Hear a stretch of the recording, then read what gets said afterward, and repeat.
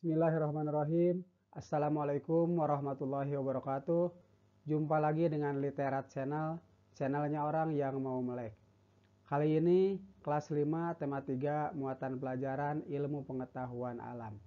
Topik yang akan kita bahas adalah tentang memelihara organ pencernaan dan permasalahannya. Ada beberapa penyebab gangguan pada sistem pencernaan. Pertama, makan yang tidak teratur.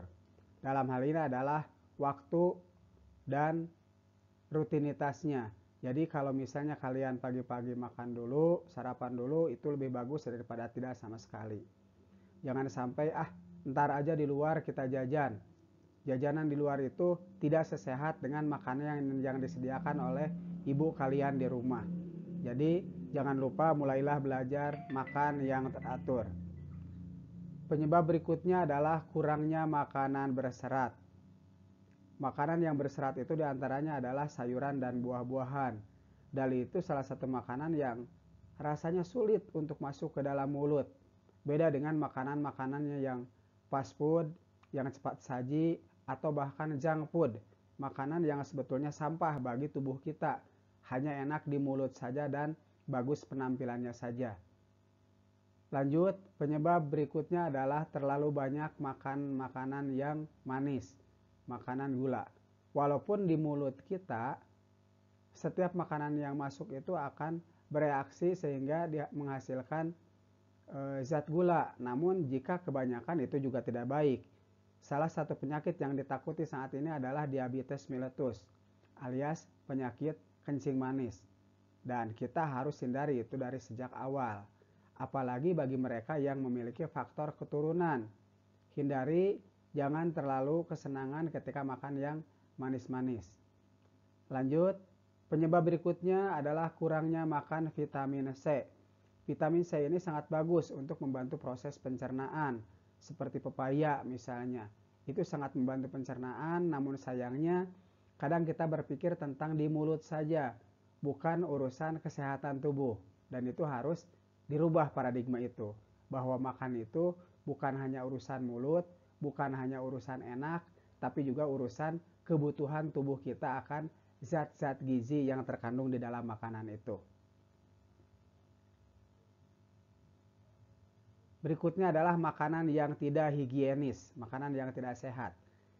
Perlu diingatkan kembali bahwa makanan sehat itu adalah makanan yang setidaknya memenuhi 3 persyaratan, yaitu higienis alias bersih, bergizi artinya memiliki kandungan-kandungan gizi yang diperlukan tubuh, dan berkecukupan artinya jumlahnya yang cukup, tidak terlalu banyak karena dapat mengakibatkan kemerkaan, tapi juga tidak sedikit karena kalau sedikit kita masih akan merasa kekurangan, suplai makanan ke tubuhnya masih kurang. Jadi sekali lagi, makanan sehat itu harus memenuhi 3 syarat, yaitu higienis, bergizi, dan berkecukupan. Makanan sehat. Tadi sudah dikatakan bahwa makanan sehat itu harus makanan yang higienis, bergizi, dan berkecukupan. Nah, dalam hal ini kita akan melihat makanan yang sehat dari segi gizi yang terkandung. Pertama adalah karbohidrat. Karbohidrat ini disebut juga sumber zat tenaga. Terdapat pada makanan pokok seperti beras, gandum, jagung, ubi, kentang, roti, dan lain-lain. Jadi kalau kalian ingin mendapatkan tenaga yang besar dari makanan yang kita makan, maka perbanyaklah makan karbohidrat. Lanjut, makanan berikutnya adalah protein. Protein ini merupakan sumber zat pembangun. Anak-anak yang dalam masa perkembangan ini sangat memerlukan protein. Protein itu bisa kita dapatkan di telur, ayam, ikan, bebek, kacang almond, kacang kedelai, atau makanan-makanan yang dibuat dari semua itu. Misalnya tahu, tempe yang terbuat dari kacang kedelai, itu sama, mengandung protein. Dan protein itu ada protein nabati dan ada protein hewani. Lanjut, lemak. Lemak ini juga merupakan sumber zat tenaga membantu sebagai cadangan karbohidrat ketika karbohidrat mengalami penipisan. Terdapat pada daging, minyak, kelapa, susu, itu merupakan lemak tak jenuh ya. Lemak juga terdapat pada ikan, alpukat, dan kacang-kacangan. Nah, sekali lagi ada lemak jenuh dan ada lemak tak jenuh, dan itu tentu saja berpengaruh terhadap tubuh kita juga. Lanjut, vitamin. Vitamin ini sebagai sumber kekebalan tubuh dan sebagai sumber zat pengatur juga. Ada vitamin yang larut dalam air, ada juga vitamin yang larut dalam minyak. Jadi Bapak sarankan apabila kalian dibuatkan sayuran oleh orang tua kalian, itu airnya jangan sampai dibuang. Karena sebetulnya zat-zat gizi atau vitamin-vitamin yang terkandung di dalam makanan itu sudah larut di air. Jadi apa yang kita makan sebetulnya hampir mendekati sampah saja. Karena gizinya sudah larut di dalam air. Jadi jangan sampai air itu kita buang. Biasanya vitamin itu karena ada yang larut dalam air dan ada yang larut dalam minyak, maka akan cepat rusak. Alangkah bagusnya apabila ingin mempertahankan gizi yang terkandung dalam makanan itu dipasak dengan cara dikukus, direbus atau ditumis sehingga tidak terlalu memerlukan panas yang sangat tinggi. Lanjut, mineral. Mineral itu sesungguhnya berasal dari tanah. Dari tanah yang diserap oleh akar masuk ke dalam makanan. Nah, mineral itu diperlukan sangat sedikit, tapi harus komplit. Contoh mineral itu diantaranya zat besi, zinc atau seng, kalsium, kalium, klorida, iodium, magnesium, dan lain-lain. Satu contoh misalnya kalian kekurangan iodium, maka ini dapat menyebabkan pemicunya kelenjar gondok. Jadi kalian lihat di leher itu banyak yang besar, gede, ya menggantung. Nah itu gondok. Itu karena kekurangan iodium. Dan yang diperlukan itu iodium itu tidak sampai bergelas-gelas, berbungkus-bungkus atau bersendok-sendok. Hanya dicampurkan saja ke makanan yang kita masak sehingga makanan yang kita makan itu mengandung iodium. Dulu iodium itu termasuk barang langka. Sekarang alhamdulillah hampir setiap garam yang dikemas termasuk garam meja sudah mengandung iodium.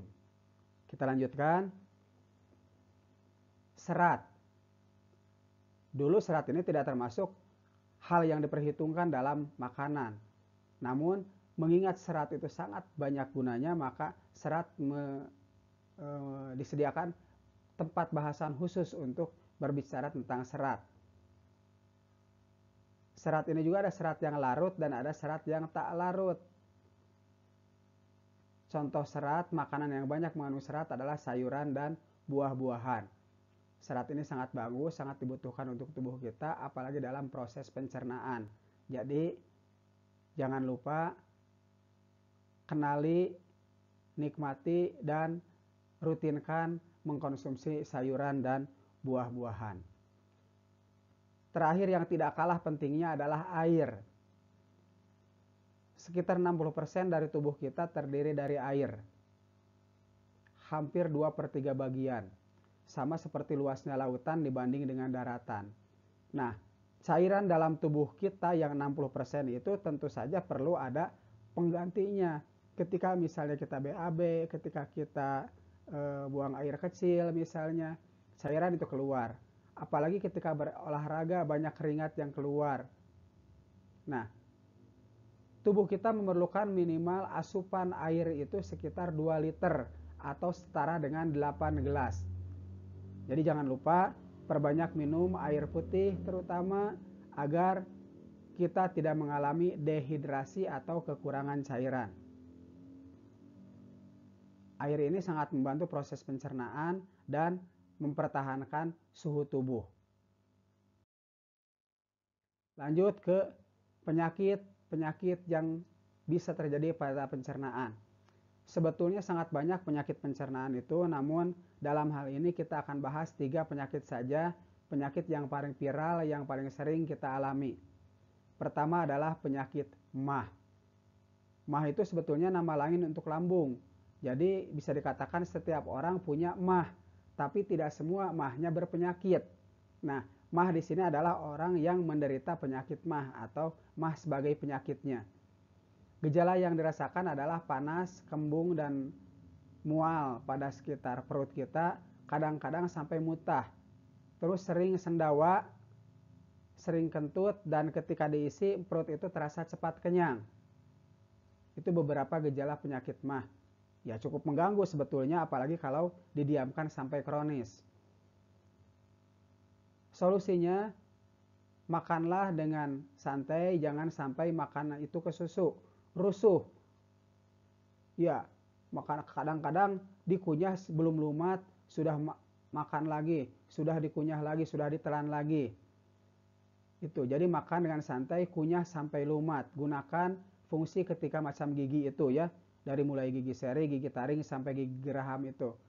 Lumat makanan di mulut kita sampai lumat. Terus hindari makanan yang pedas. Bukan tidak boleh, tapi jangan terlalu banyak.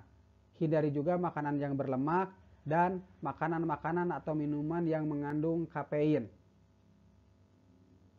Penyakit berikutnya adalah diare.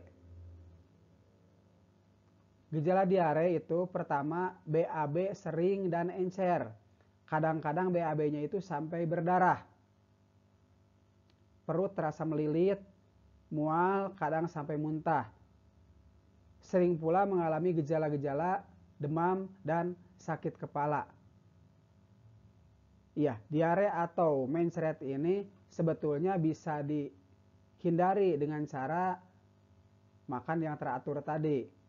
Apabila terkena diare, maka cukupi asupan cairan dengan cara meminum cairan apapun yang ada. Ada air putih kalian minum, ada air kelapa atau apapun yang bisa kita minum sehingga kita tidak terancam dehidrasi. Terus makan makanan yang lunak dan makan obat pengampet agar tidak kehabisan cairan, agar kita tidak terus-terusan BAB. Lanjut ke penyakit terakhir, penyakit ketiga yang dijanjikan. Sebetulnya masih banyak penyakit yang lain, namun sekali lagi ini penyakit yang paling viral, yang paling sering kita alami saja ya. Sembelit. Sembelit ini terjadi karena frekuensi BAB yang berubah. Kadang orang itu BAB sehari sekali, tapi ini 2-3 hari belum BAB. Kalaupun mau BAB itu keadaannya keras. Sehingga sampah yang ada di dalam usus besar kita tidak dapat dikeluarkan. Ini bisa mengakibatkan proses pencernaan menjadi terhambat dan perut menjadi terasa kembung. Untuk itu cukupi cairan, banyak minum, banyak makan makanan yang berserat. Jika kalian sedang mengkonsumsi obat, stop obat yang mengandung antasida. Stop obat yang mengandung antasida. Dan rutinkan berolahraga. Olahraga yang baik itu bukan ketika berolahraga kalian sampai capek, sampai lemes, tapi olahraga yang rutin dilakukan. Baik, itu saja yang dapat Bapak sampaikan kali ini. Lebih dan kurangnya mohon maaf, semoga bermanfaat. Tetap semangat belajar sepanjang hayat. Wassalamualaikum warahmatullahi wabarakatuh.